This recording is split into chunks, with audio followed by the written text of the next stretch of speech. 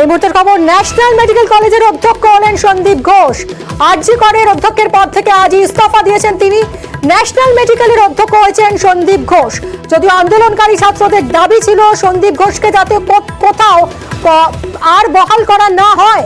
National medical কলেজের অধ্যক্ষ হলেন সন্দীপ ঘোষ। আজ চাপে পড়ে আরজি কর হাসপাতালের অধ্যক্ষের পদ থেকে ইস্তফা দেন তিনি। সব সরকারি পদ থেকে ইস্তফা দেন।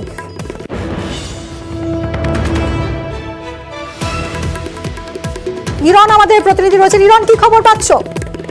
কিছুক্ষণ আগেই যখন যে নির্দেশিকা জারি হয়েছে সেই নির্দেশিকা অনুযায়ী জানা যাচ্ছে সন্দীপ ঘোষ, যিনি সকালে আজকে পদত্যাগ করেন, আরজি কর হাসপাতালের অধ্যক্ষের পদে ছিলেন এবং যে ছাত্রছাত্রীরা যারা নির্যাতিত মহিলার মৃত্যু এবং তার ধর্ষণের ঘটনার প্রতিবাদে যখন তারা আন্দোলনে বসেন, তাদের অন্যতম দাবি ছিল এই অধ্যক্ষকে পদত্যাগ করতে হবে। এবং আজ সকালে তিনি যখন পদত্যাগ করেন সব রকম সরকারি পদ থেকে, তারপর কিছুক্ষণের মধ্যেই কয়েক ঘন্টার মধ্যেই যে নির্দেশিকা জারি হয়েছে ন্যাশনাল মেডিকেল কলেজের অধ্যক্ষ পদেই তাকে আবার তাকে বসানো হয়েছে। পাশাপাশি সুনিতা পাল, ডাক্তার সুনিতা পাল, তাকে আরজি কর মেডিকেল কলেজের এখানকার অধ্যক্ষ ঘোষণা করা হয়েছে। এই মুহূর্তে যে নির্দেশিকা আমাদের কাছে এসেছে তাতে স্পষ্ট সন্দীপ ঘোষ তিনি পদত্যাগ করেছেন। তার পদত্যাগের কয়েক ঘন্টার মধ্যেই তিনি অন্য একটি মেডিকেল কলেজে, ন্যাশনাল মেডিকেল কলেজে পুনর্বহাল হলেন।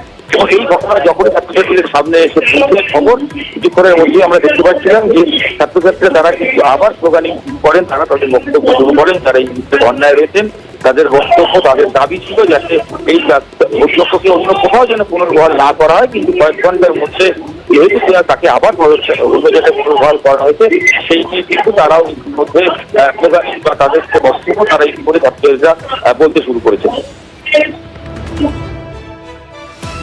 ইরন, অনেক ধন্যবাদ আপনাদের। আরো একবার জানি, ন্যাশনাল মেডিকেল কলেজের অধ্যক্ষ হলেন সন্দীপ ঘোষ। আরজি করের নতুন অধ্যক্ষ হচ্ছেন সুনিতা পাল।